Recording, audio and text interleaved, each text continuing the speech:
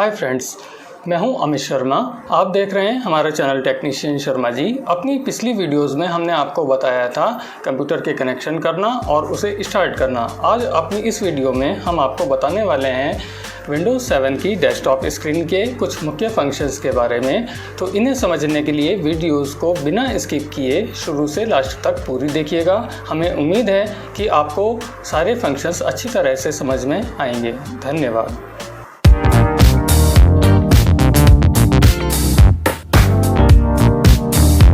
आप देख रहे हैं अपने सामने विंडोज़ 7 की डेस्कटॉप स्क्रीन को। सबसे पहले हम बात करेंगे स्क्रीन पर नज़र आने वाले इन छोटे छोटे चित्रों के बारे में। इन्हें हम आइकन्स कहते हैं। ये आइकन्स कंप्यूटर में मौजूद प्रोग्राम्स पर जाने के लिए एक शॉर्टकट हैं। किसी भी प्रोग्राम के आइकन पर डबल क्लिक करके हम डेस्कटॉप से ही सीधे उस प्रोग्राम को खोल सकते हैं। अतः हम कह सकते हैं कि इनका प्रयोग समय की बचत करने के लिए होता है।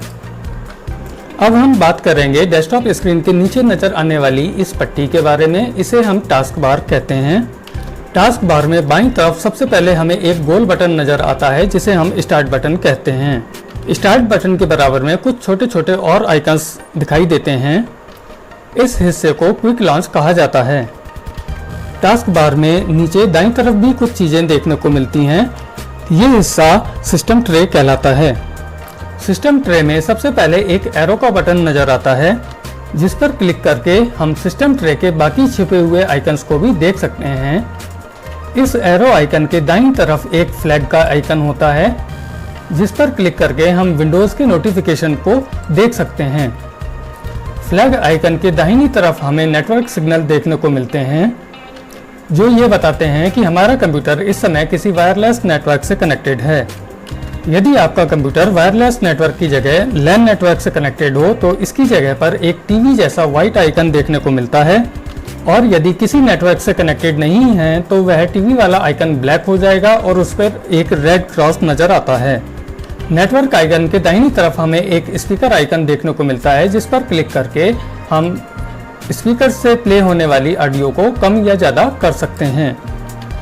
स्पीकर आइकन के दाहिनी तरफ हमें डेट एंड टाइम देखने को मिलता है तथा सबसे आखिर में हमें एक और छोटा सा बटन देखने को मिलता है जिसे हम शो डेस्कटॉप बटन कहते हैं।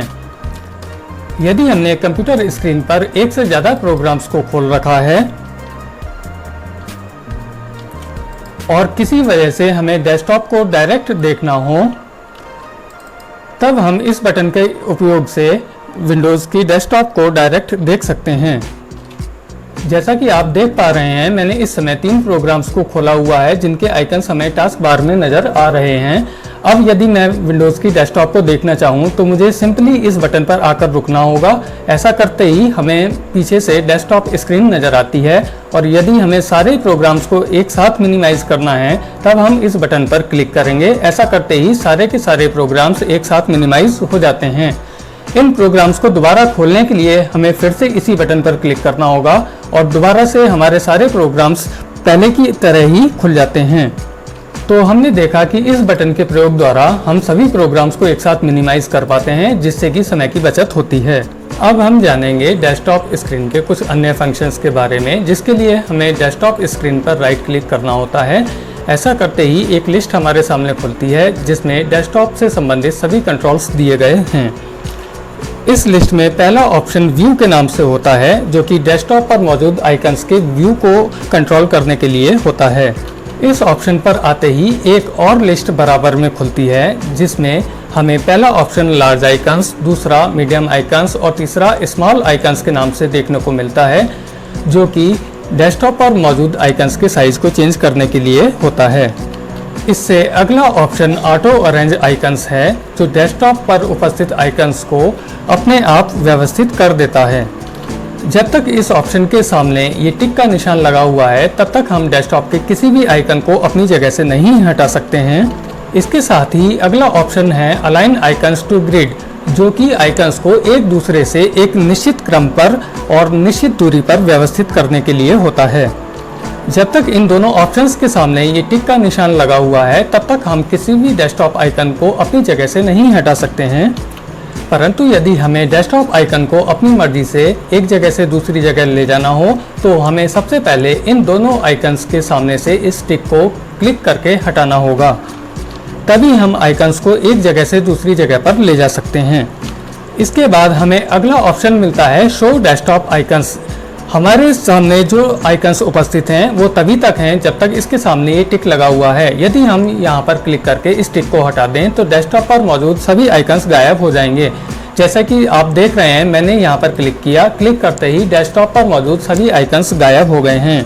अब यदि इन आइकन्स को पुनः वापस लाना हो तो हम फिर से व्यू ऑप्शन में आकर शो डेस्कटॉप आइकन्स पर क्लिक करेंगे और हमारे आइकन फिर से डेस्कटॉप स्क्रीन पर वापस आ जाएंगे। अब व्यू ऑप्शन में सबसे आखिर में हमें मिलता है शो डेस्कटॉप गैजेट्स। इस बटन के सामने भी टिक किया हुआ है। इस टिक के लगे होने से डेस्कटॉप के गैजेट्स को हम डेस्कटॉप स्क्रीन पर देख सकते हैं, परंतु यदि यहाँ पर क्लिक करके हम इस टिक को हटा दें तो डेस्कटॉप पर मौजूद सभी गैजेट्स गायब हो जाएंगे। जैसा कि आप देख पा रहे हैं, इस समय हमारी डेस्कटॉप स्क्रीन पर आपको कैलेंडर नज़र आ रहा है जो कि एक गैजेट है। अब यदि हमें ये कैलेंडर हटाना हो तो इसके लिए हमें व्यू ऑप्शन में आकर शो डेस्कटॉप गैजेट ऑप्शन पर क्लिक करना होगा। ऐसा करते ही डेस्कटॉप स्क्रीन से ये गैजेट गायब हो जाएगा। अब हम बात करेंगे अगले ऑप्शन के बारे में जो कि सॉर्ट बाय के नाम से है। इस ऑप्शन पर आते ही फिर से एक नई लिस्ट हमारे सामने खुलती है जिसमें हमें 4 ऑप्शन दिए गए हैं: name, size, item type and date modified. इस ऑप्शन का यूज़ करके हम डेस्कटॉप आइकन्स को उनके नेम, साइज, आइटम टाइप या डेट मॉडिफाइड जब वो क्रिएट किए गए हैं के अनुसार क्रम से लगा सकते हैं। इससे अगला ऑप्शन हम देखते हैं रिफ्रेश का है, जो कि कंप्यूटर के सभी आइकन्स को रिफ्रेश करने के लिए होता है। अब हम बात करेंगे अगले ऑप्शन पेस्ट के बारे में। ये ऑप्शन डेस्कटॉप स्क्रीन पर किसी भी फाइल, प्रोग्राम या आइकन को पेस्ट करने के लिए होता है, परंतु इस ऑप्शन का इस्तेमाल हम तभी कर सकते हैं जब हमने किसी फाइल, फोल्डर या आइकन को कट या कॉपी किया हो। इससे आगे हमें पेस्ट शॉर्टकट के नाम से ऑप्शन मिलता है जो कि कट या कॉपी की गई किसी भी फाइल या प्रोग्राम का शॉर्टकट आइकन डेस्कटॉप पर बना देता है। इन दोनों ऑप्शन में मुख्य अंतर ये है कि पेस्ट ऑप्शन से हम ओरिजिनल फाइल, फोल्डर या आइकन को डेस्कटॉप पर पेस्ट कर सकते हैं, जबकि पेस्ट शॉर्टकट के इस्तेमाल से हम उन फाइल, फोल्डर या आइकन्स का शॉर्टकट डेस्कटॉप पर पेस्ट कर सकते हैं। इसके आगे हमें देखने को मिलता है अनडू डिलीट ऑप्शन, जिसके लिए शॉर्टकट की होती है Ctrl+Z। इस ऑप्शन का प्रयोग हम डेस्कटॉप से डिलीट किए गए किसी भी आइकन को वापस डेस्कटॉप पर पेस्ट करने के लिए करते हैं। आगे चलने पर हमें ग्रुप फोल्डर सिंक्रोनाइजेशन के नाम से ऑप्शन दिखाई देता है, जो कि डेस्कटॉप के किसी भी फोल्डर को सिंक्रोनाइज करने के काम में आता है। इससे आगे ग्राफिक्स प्रॉपर्टीज़ और ग्राफिक्स ऑप्शन मिलते हैं जो कि कंप्यूटर के डेस्कटॉप स्क्रीन की ग्राफिक्स सेटिंग्स को चेंज करने के काम में आते हैं, जिनसे साधारणतः हमारा कभी कोई काम नहीं पड़ता है। इन ऑप्शंस का प्रयोग साधारण रूप में नहीं करना चाहिए क्योंकि इससे कंप्यूटर के डिस्प्ले सेटिंग्स के चेंज होने की संभावना रहती है, जिससे कभी कभी हमें कई प्रकार की दिक्कतों का सामना करना पड़ जाता है। अब हम बात करेंगे इस लिस्ट की अगली कमांड के बारे में, जो कि न्यू के नाम से है और सबसे ज़्यादा काम की है। इस ऑप्शन पर आते ही हमें एक और लिस्ट देखने को मिलती है जिसमें अलग अलग प्रोग्राम्स के शॉर्टकट दिए गए हैं। ये शॉर्टकट प्रोग्राम की ब्लैंक फाइल को डेस्कटॉप स्क्रीन पर बनाने के लिए होते हैं। उदाहरण के तौर पर मैं यहाँ से माइक्रोसॉफ्ट ऑफिस वर्ड डॉक्यूमेंट नाम के इस शॉर्टकट पर क्लिक करता हूँ तो आप देख पा रहे हैं कि डेस्कटॉप स्क्रीन पर माइक्रोसॉफ्ट वर्ड प्रोग्राम की एक ब्लैंक फाइल का आइकन बन गया है। इस प्रोग्राम आइकन को हम एक बार एंटर पर हिट करके डेस्कटॉप स्क्रीन पर फिक्स कर सकते हैं तथा इस पर डबल क्लिक करके इस फाइल को डायरेक्ट प्रोग्राम में खोला जा सकता है। जैसे कि आप देख रहे हैं, इस पर क्लिक करते ही माइक्रोसॉफ्ट ऑफिस वर्ड मेरे सामने खुल गया है। इसके साथ ही न्यू ऑप्शन में सबसे ऊपर हमें फोल्डर के नाम से एक ऑप्शन देखने को मिलता है जो कि डेस्कटॉप पर एक नया फोल्डर बनाने के काम में आता है।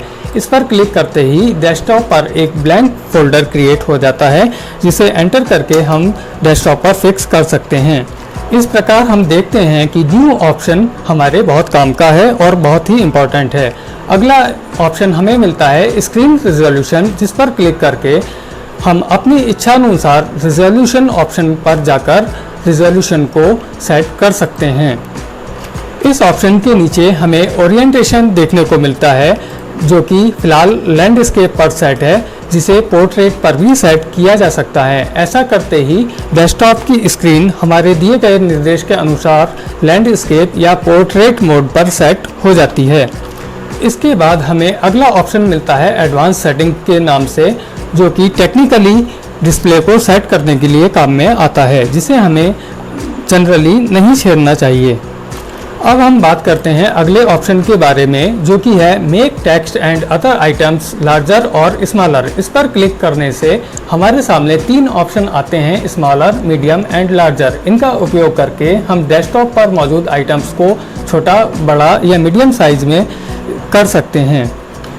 यहाँ से वापस जाने के लिए हमें कोने में ऊपर की तरफ दिए गए बैक बटन का इस्तेमाल करना होगा। यहाँ पर क्लिक करके हम पुनः पिछली स्थिति में वापस आ जाते हैं और अपनी इच्छानुसार सेटिंग चेंज करने के बाद हमें नीचे दिए गए अप्लाई बटन और इसके बाद ओके बटन पर क्लिक करना होगा।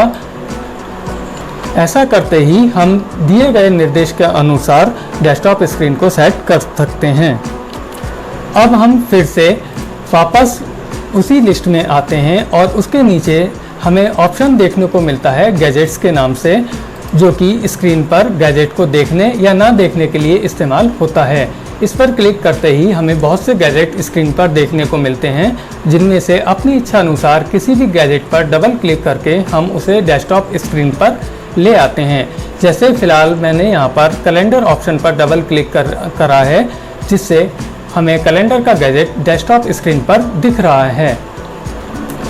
यदि ये हमें गैजेट हटाना है यहाँ से, तो हम फिर से व्यू ऑप्शन में आकर शो डेस्कटॉप गैजेट ऑप्शन पर क्लिक कर देंगे। ऐसा करते ही ये गैजेट यहाँ से गायब हो जाएगा। जैसा आप देख रहे हैं कि क्लिक करते ही यहाँ से कैलेंडर का आइकन या गैजेट गायब हो चुका है।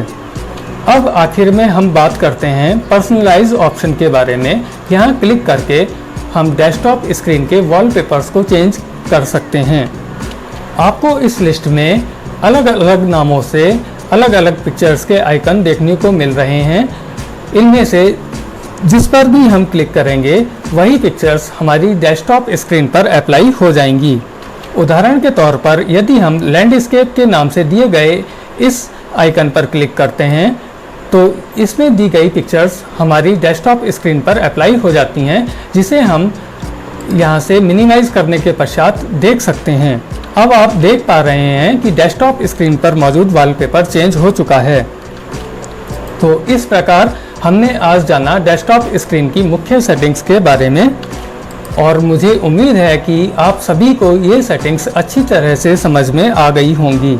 हमारी इस वीडियो को पूरा देखने के लिए आप सभी का धन्यवाद। यदि आप हमारे चैनल पर नए हैं तो हमारे चैनल को सब्सक्राइब करना ना भूलें। सब्सक्राइब करने के बाद वीडियो के नीचे दिखाई देने वाला बेल आइकन भी ज़रूर प्रेस करें, ताकि हमारे सभी नई वीडियोस के बारे में समय रहते आपको सूचना मिल सके, क्योंकि हमारी सभी वीडियोस को क्रम से देखने के बाद ही आप कंप्यूटर के बारे में सही जानकारी पूरी तरह से प्राप्त कर पाएंगे। इसलिए देखते रहें हमारे चैनल को। नमस्कार मित्रों।